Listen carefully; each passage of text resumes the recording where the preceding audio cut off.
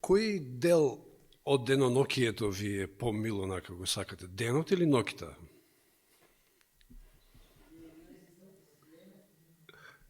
Денот?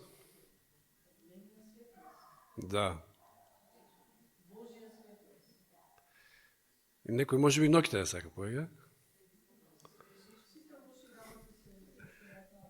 Добро, кога е жешко, да, едва чекаме да се стемне, како што вели Ивана, да.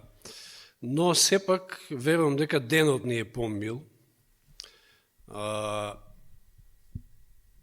Ако е така, тогаш станете рано како мене. Ја едва и чекам да мугрите да се појават, значи да се раздени. Ова утро дури пред мугрите станав. Едва и чекам да видам бел ден. Затоа што мислам дека нема замена за светлината, нема замена за таа дневна светлина.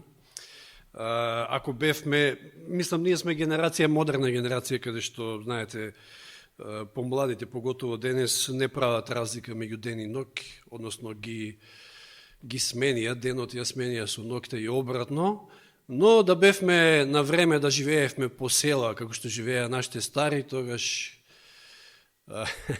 денот ке беше за се, ноките ке беше за спиење, се разбира.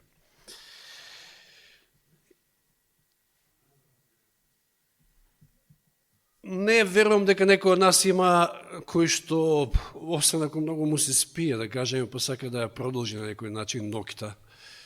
Или па не е ни проблем и да отспие и во утренските часови, како што тоа го правиме, да одбие како да кажам, да ја одбие светлината, да не сака да се појави тој ден. Но одбивањето на духовната светлина е сериозна работа.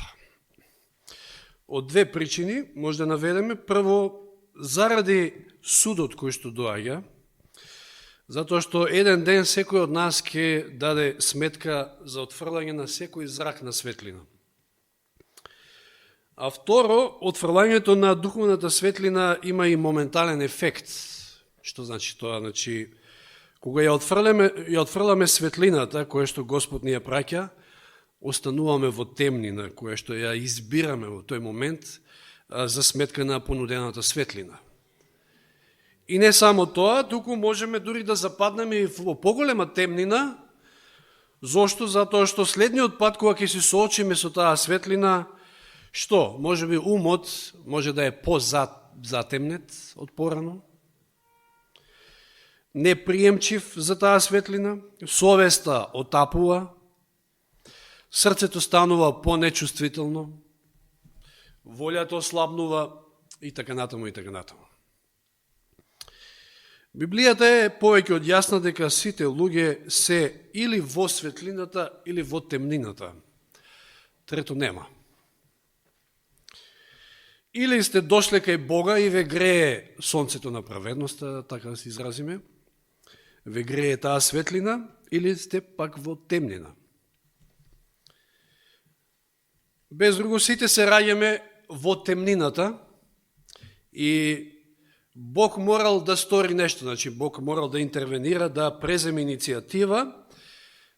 Затоа во Колосјаните 1.13, инаку вчерашниот утренски стих беше тоа, вели, тој Господ не избави од власта на темнината и не пресели во царството на својот возлюбен син, или во царството на светлината. Или во Ефесијаните 6.12, вели, зашто нашата борба не е против крвта и телото, туку против началствата, против властите, против светските владетели на темнината на овој век. Светските владетели на темнината на овој век, против духовните сили на злото во небесните места. Значи, овој свет и овој век се под власта на силите и властите на темнината. И Господ затоа морал да стори нешто, да не осветли. Ефесијаните 5 глава 5 до 8 вели, зашто знаете го ова добро, ни еден блудник, ни еден нечист, ни еден лакомец, кој е идолопоклоник, нема наследство во Христовото и Божјото царство. Никој да не ве мами со празни зборови, зашто заради тие нешта доаѓа Божиот гнев врз непокорните синови. И така не бидете нивни соучесници, зашто некојаш бевте темнина, но сега сте светлина во Господа. Живејте како деца на светлината. Значи, што забележуваме во овие стихови? Не само што сме биле во темнина, туку сме биле темнина. Самите. Второ послание до Коринќаните 4:6. Зашто Бог, кој рече светлина да засвети од темнината, тој засвети во нашите срца, за да ги осветли со познавањето на Божјата слава во лицето на Исуса Христа. Еве во еден стих тоа Божје делување. Значи, кога некој го слуша и го прифаќа Евангелието и доаѓа кај Христа, тоа значи дека Бог ја разбива таа темнина. Познавајќи го Христа, односно Божјата слава во лицето на Исуса Христа, всушност се случува тоа разбивање на таа темнина, кој што Господ го прави секако. Самиот Исус, кога дошол на земја, бил светлина. Што самиот тој светлина, нели? И еве, стои запишено во Евангелието по Јован 3 глава 19 стих. Оној познат стих. Судот се состои во ова, светлината дојде во светот. Значи Исус дојде во светот, но луѓето ја засакаат темнината повеќе од светлината, зашто делата им беа зли. Или Јован 8:12. Исус пак прозбори натаму велејки: јас сум светлината на светот. Кој ме следи, нема да оди во темнина, туку ќе ја има светлината на животот. Ако го следиме Христа, ја следиме светлината, одиме со светлината. И сега во контекстот на она што ќе проучуваме денес, а ќе проучуваме првиот дел од Лука 20 глава, ја би прочитал дел од стиховите од 19 глава Лука.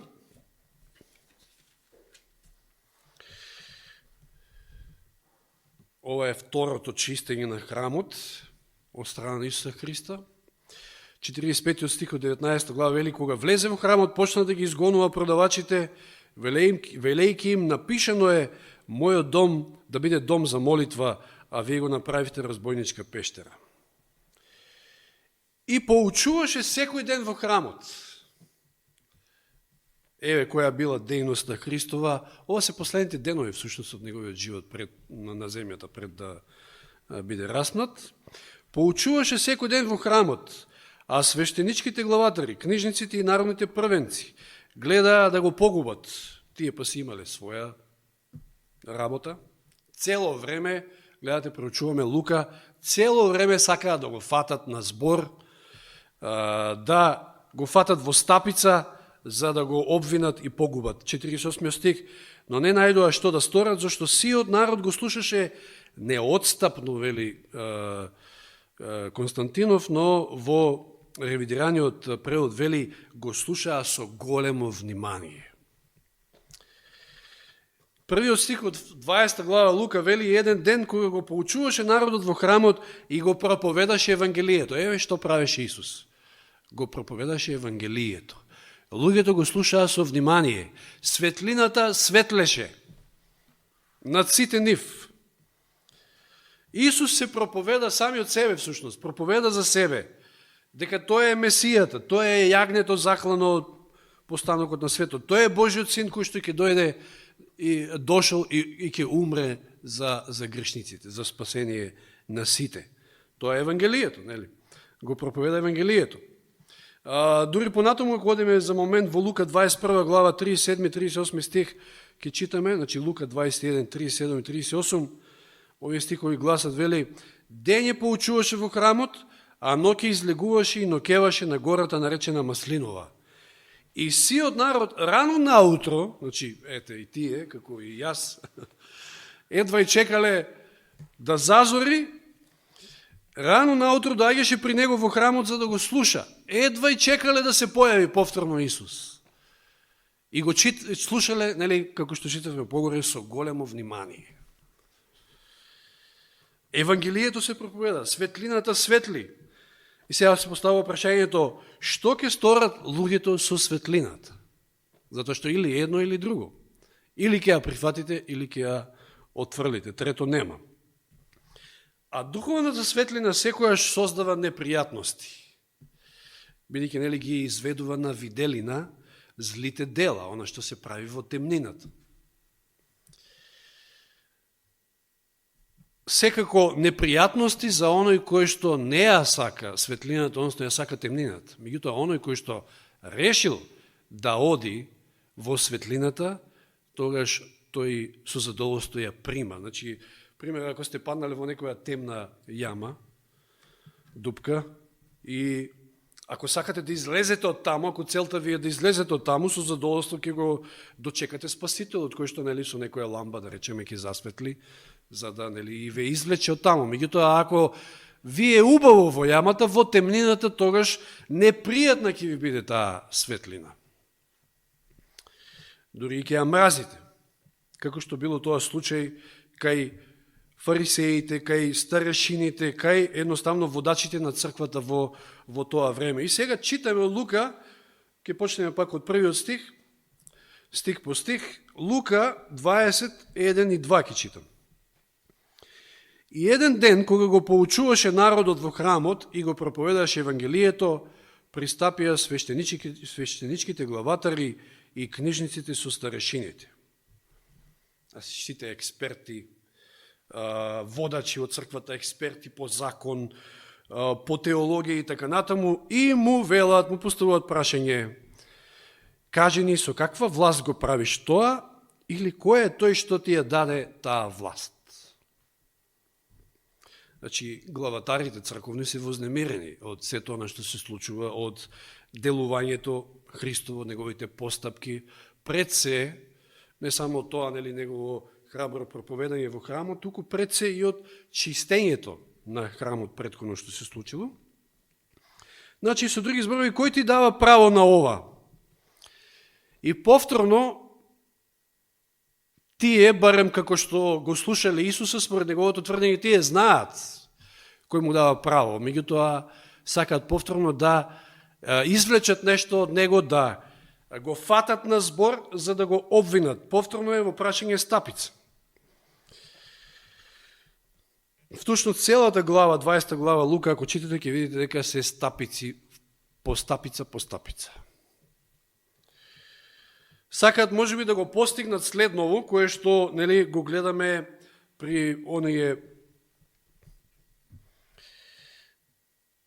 она негово судење во кога Исус е пред Кајафа, всушност, пред првосвещеникот.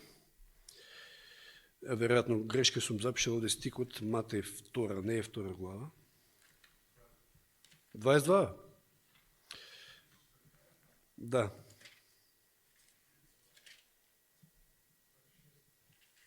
Да, веројатно е подоцна, точно.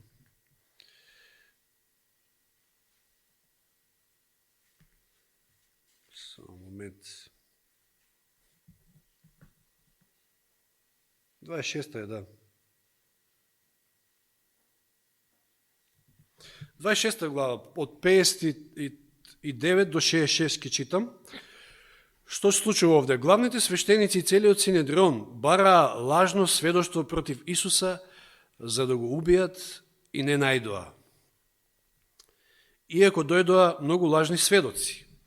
Најпосле дојдоа двајца и рекоа: овој рече, можам да го разурнам Божиот храм и да го созидам за 3 дни. Го рече ли тоа Исус? Го рече, ама мислише на нешто друго. Не беше тоа дел од обвинението. Тогаш првосвещеникот стана и му рече: ништо ли не одговараш? Што сведочат овие против тебе? А Исус молчеше. Првосвещеникот му рече: те законувам во живиот Бог да кажеш дали си ти Христос Божиот син. Нешто слично сакале да постигнат и во Лука 20 глава, нешто да каже кој ти дава власт, од каде ти е власта, кој си ти. Исус му кажа: ти рече, но јас ви велам, од сега ќе го гледате човечкиот син како седи одесно на силата и како доаѓа на небесните облаци. Тогаш првосвещеникот ја раскина, видите ја оваа глума на Кајафа. Што како да Кајафа прв пат слуша вакво нешто од Исуса, ваква изјава. ја раскина својата облека и рече: го хули Бога, зошто ли се потребни уште сведоци? Ете, сега ја чувте хулата. И што мислите? Ти одговорија и рекоа: заслужува смрт. Значи, и овде е во прашање една стапица, едно исмејавање всушност во 20 глава Лука. На старешините, на свештениците им е јасно со чија власт Исус ги прави нештата, барем како тој изјавува, нели, според неговото тврдење, но сакаат тоа да го каже со своја уста, да го изусти. Тие се религиозната власт, тие имаат власта и имаат право да бараат такво нешто од Исуса. А од друга страна пак Исус никогаш не барал дозвола за сите негови дејности, проповедање во храмот и дали ќе лечи, дали да не збориме за чистењето на храмот и така натаму. Воопшто не ги почитувал. Воопшто не им укажувал чест. Па како кога тие за него не биле ни пастири, туку како ги нарекува? Волци. Јован Крстител ги нарекува змии. И кој е Исусовиот одговор? Што им вели во 3 и 4 стих од Лука 20 глава?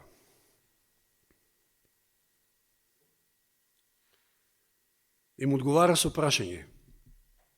Ова е таа божествена мудрост со која што се користи Исус. А тој во одговор им рече: и јас ќе ви поставам едно прашање. И прашањето е: кажете ми, Јовановото крштевање, се мисли на Јован Крстител, нормално, Јовановото крштевање, или мисли всушност на целата негова мисија, дејност, Јовановото крштевање од небото ли беше или од луѓето?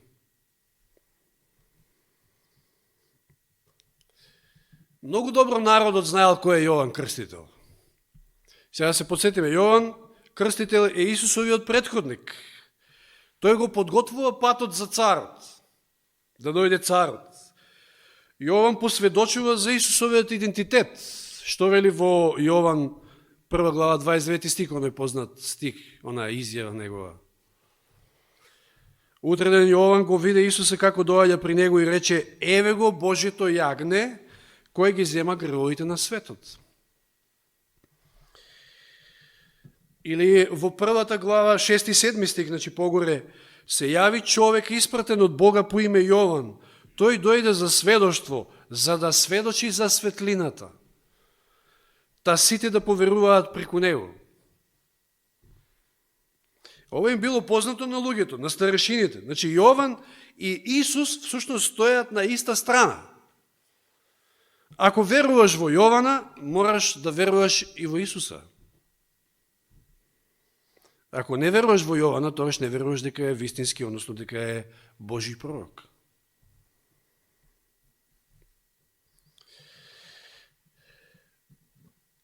Дали Јован има власт од небото или пак не? Од каде е неговата власт? Тоа е всушност прашањето. И да отвориме сега во Матеј, кога сме кај Јован Крстител, во Матеј 3 глава.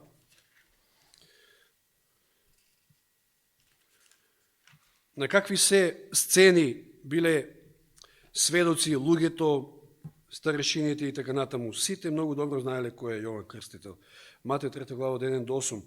Во тие дни дојде Јован Крстител и проповедаше во пустината јудејска велејки: покајте се, зашто се приближи Царството Небесно. Тоа беше главната негова порака, зашто тој е оној за кого пророкува Исаја рече: гласот на оној кој вика во пустината: пригответе го патот на Господа, направете ги прави неговите патеки. Јован Крстител го подготвува патот за Месијата. А сам Јован имаше облека од камелски влакна и кожен појас, значи можеше и надворешно да се забележи дека е посебен. Околу слабините, вели, а скакулците и дивиот мед му беа храна. Тогаш излегуваа кон него Ерусалим, цела Јудеја и целата Јорданска околина. И тој ги крштеваше во реката Јордан, а тие ги исповедаа своите гревови. Штом виде многу фарисеи и садукеи дека доаѓаат да ги крсти, им рече, и тој неретко, како и самиот Исус, доаѓал во судир, со црквените челници тогаш, породи змијски, кој ве предупреди да бегате од гневот што доаѓа? Затоа принесувајте плодови достојни на покаяние. Значи, Јован повикува на покаяние како подготовка за Божјето царство. Доаѓа Божјето царство. Го подготвува патот за Исуса Христа како цар. Го идентификува Исуса како цар.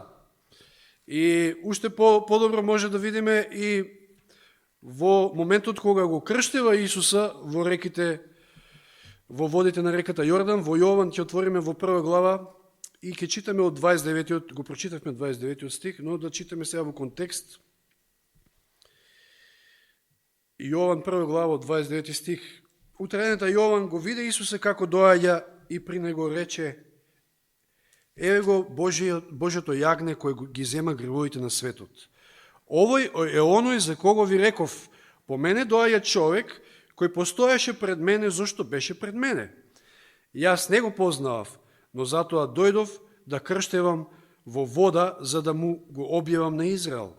Јован сведочеше уште: го видов духот да слегува од небото, како гулаб и застана над него. Че Јован е сведок на овој настан, на ово богојавление. Јас не го познавав, но оној кој ми испрати да крштевам во вода ми рече: врз кого ќе видиш да слегува духот и достанува над него, тој е оној кој ќе крштава во Светиот Дух.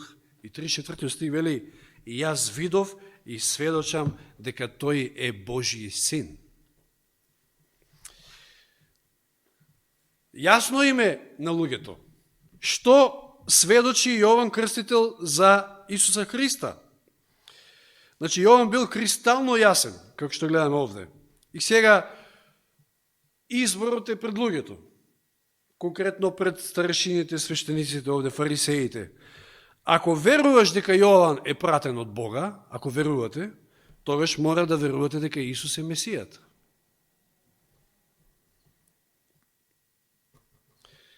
И сега да го забележиме, да се вратиме во Лука 20 глава, да го забележиме нивниот кукавички одговор. Значи, пазите, тоа се експертите по теологија, закон, пророци, тоа се знаат.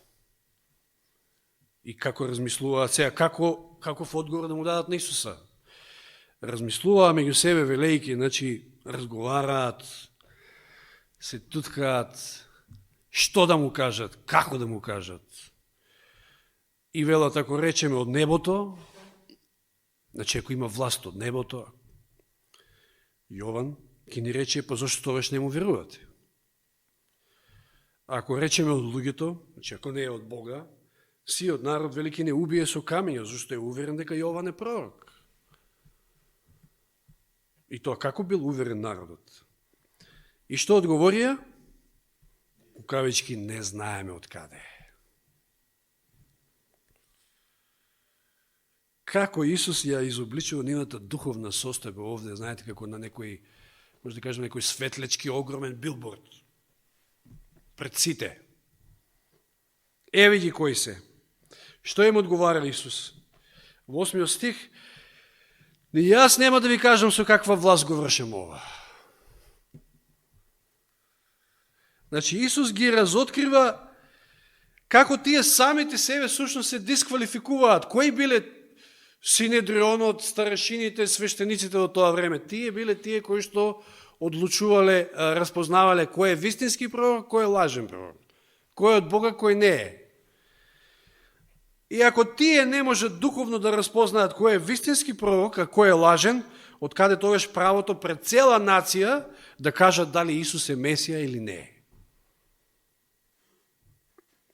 Како, секајќи тие да го сфатат него во стапица, тој ги втурнал всушност во стапица. Тоа е таа негова божествена мудрост. Ако не знаете вие кој бил Јован, тогаш од каде тврдењето за тоа кој е Исус? Затоа и од мене нема да добиете одговор. Вие не заслужувате ни народот воопшто да ве слуша. Како такви. Или со други зборови, започнавме со светлината. Цело време Исус нуди светлина, тој самиот е светлина секако. Исус им вели, како да им вели, нема да ви дадам повеќе светлина, оти не ја прифативте таа што ја добивте од Јован.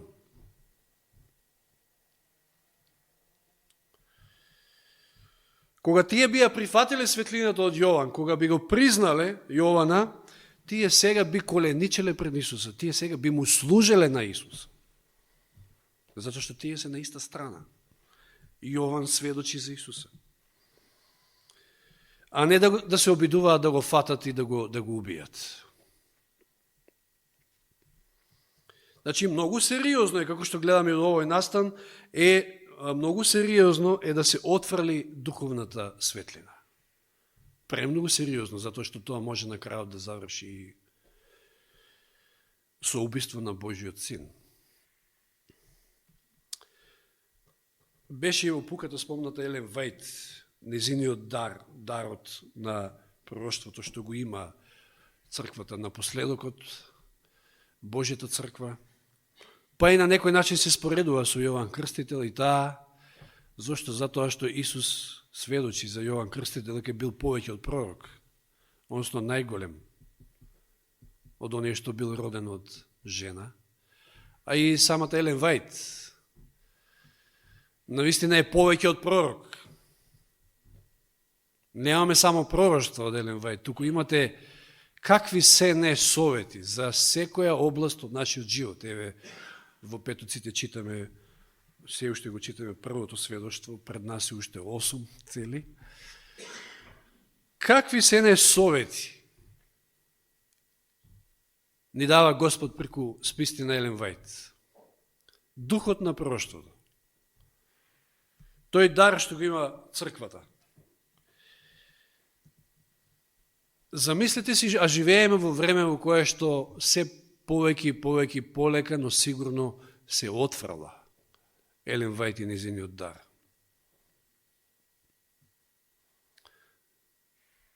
Слична ситуација. Ако не го прифатите, ако не ја прифатите, или ако отфрлите светлината што доаѓа од Јован, ако го отфрлате Јована, тоа што барате поголема светлина. Господ не може да ви даде поголема светлина. Или како што кажавме на почетокот, тој моментален ефект, вие паѓате во темнина, всушност не прифаќајќи ја светлината. И Господ не може да ве обдари со нова светлина, затоа што не ја прифаќате и таа, што ви е дадена.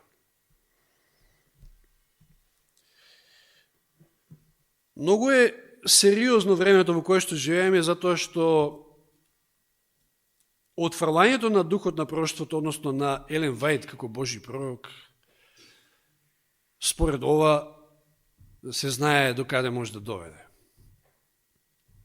И ако таа огромна светлина, па и еве низ призмата на поуката, тоа е еден од даровите кој што исто така е значаен дар и кој што служи за изградба на телото, на црквата. Каде ќе бевме ние и што поразлични ќе бевме ние како деноминација од другите, ако го немавме тој дар на пророштво, духот на пророштвото, незините списи.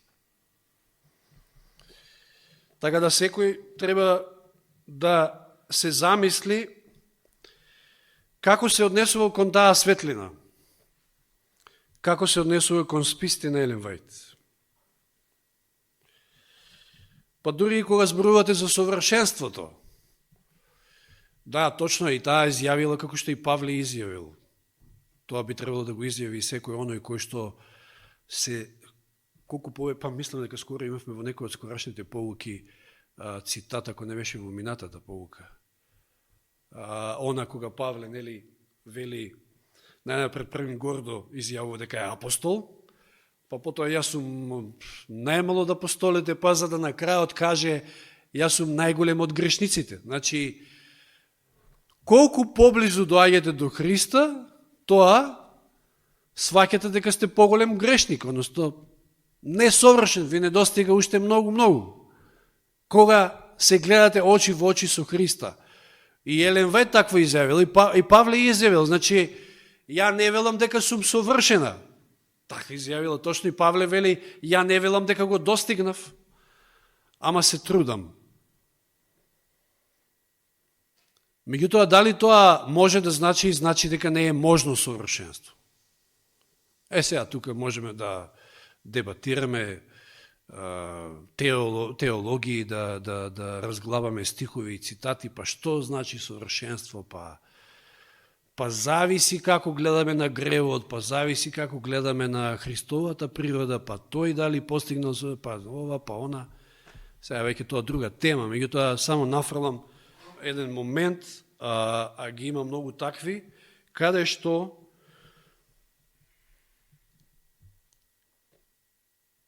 едноставно можете, можеби и не сакајки, или не е тоа толку не сакајки, колку што едноставно од ден на ден отфрлајки зрачок на светлина, вие паѓате во се поголема темнина и утре нема ни да знаете ни самите кај сте.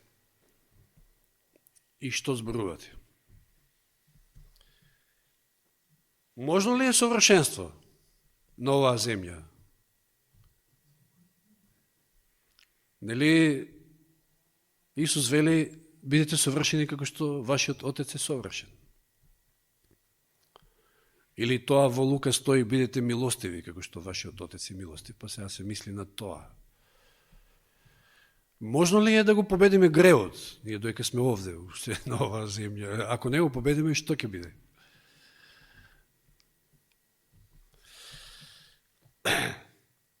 Многу сериозно е да се отфрли духовната светлина.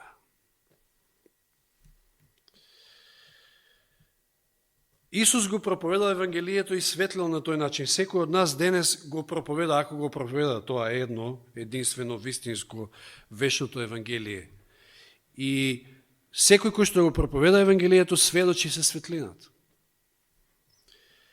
Дали тој што го слуша Евангелието ќе го прифати или не, тоа е негов избор. Наши избори, ние сме го прифатиле, да речеме, Евангелието, сме го прифатиле Христа и неговата жртва, но напредуваме и одиме напред. Се до оној Христов раст. Па џаби не се вели Христов раст. Ако треба да го достигнеме Христовиот раст, Христос дали бил совршен или не бил? Па секако дека бил. Секако дека не можеме во смисол на тоа, не може да се каже за нас дека никогаш не сме сгрешиле, меѓутоа покриени со Христовата праведност, Господ на нас гледа како да, исто така, како да никогаш не сме сгрешиле. Значи, нека Господ ни помогне да одиме во светлината, да ја следиме светлината, да го следиме Христа всушност на тој начин, и тогаш секојаш ќе бидеме во светлината и нема да заталкаме, нема да не офати темнината, секојаш ќе бидеме на правиот пат. Нека Господ ни помогне во тоа нешто. Амин.